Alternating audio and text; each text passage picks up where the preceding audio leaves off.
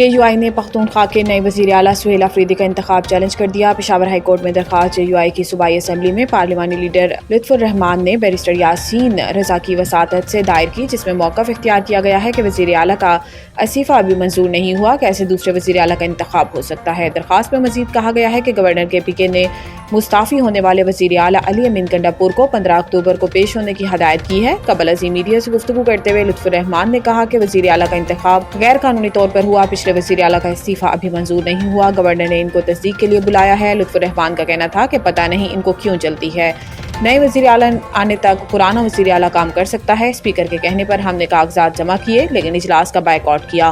Governor کا خط جب آیا تب ہمیں معلوم ہوا کہ استعفیٰ منظور ہی نہیں ہوا۔ انہوں نے کہا کہ ہم چاہتے ہیں کہ پچھلے وزیر اعلیٰ کا استعفیٰ منظور ہو، پھر ہی نیا وزیر اعظم منتخب ہو۔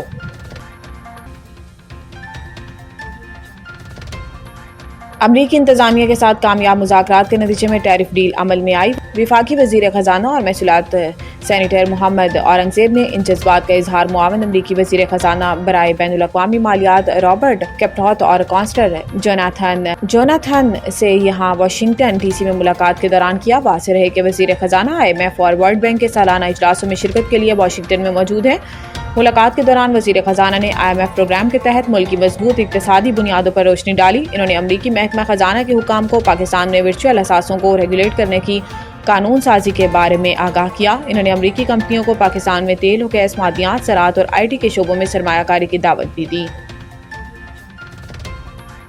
ملک بھر میں 18 گھنٹوں کے لیے انٹرنیٹ بند، PTCL نے صارفین کو خبردار کر دیا۔ PTCL کے مطابق مرمتی کام 14 اکتوبر کو صبح 11 بجے شروع ہوگا اور یہ عمل تقریباً 18 گھنٹے تک جاری رہ سکتا ہے۔ کمپنی نے اپنے بیان میں بتایا کہ اس دوران صارفین کو انٹرنیٹ کی رفتار میں کمی اور رابطے میں مشکلات کا سامنا کرنا پڑ سکتا ہے۔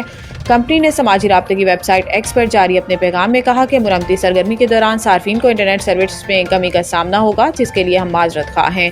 یہ مرمت پاکستان میں انٹرنیٹ کے استحکام سے متعلق جاری مشکلات کا تازہ باب ہے۔ گزشتہ ماہ بھی PTCL نے خبردار کیا تھا کہ سعودی عرب کی سمندری علاقوں میں زیر سمندر کیبل کو نقصان پہنچنے کے باعث انٹرنیٹ سروس متاثر ہو سکتی ہے۔ رواں سال جنوری کے اول میں بھی پاکستان کے انٹرنیٹ ڈھانچے کو اس وقت بڑا دھچکا لگا تھا جب ملک کو جوڑنے والی AAE-1 سب میرین کیبل میں خرابی پیدا ہو گئی تھی، جس سے ملک بھر میں انٹرنیٹ کی رفتار متاثر ہوئی تھی۔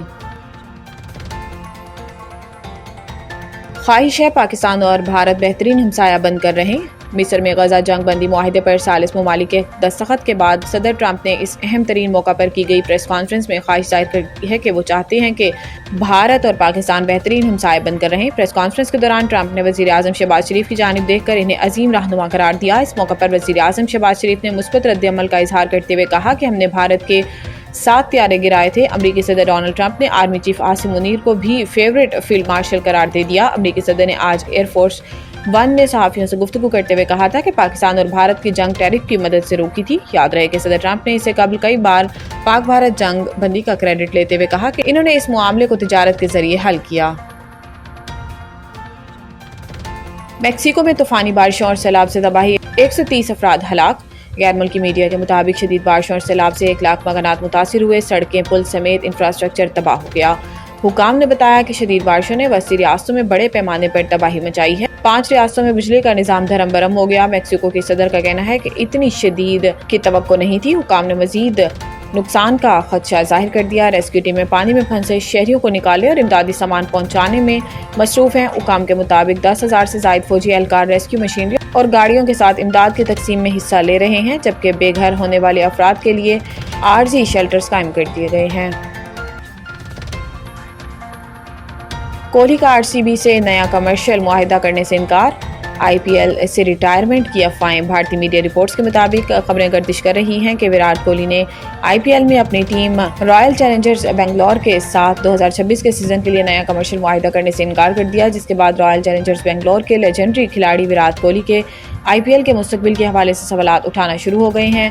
بھارتی میڈیا کے مطابق افواہیں سرگرم ہیں کہ وراٹ کوہلی IPL سے بھی ریٹائرمنٹ کا سوچ رہے ہیں۔ البتہ کوہلی یا رائل چیلنجرز بنگلور کی جانب سے اب تک اس حوالے سے کوئی باضابطہ بیان سامنے نہیں آیا۔ تاہم مداح سوشل میڈیا پر وراٹ کوہلی کا شکریہ ادا کرتے نظر آ رہے ہیں کہ انہوں نے سالوں تک RCB کے لیے شاندار خدمات انجام دیں۔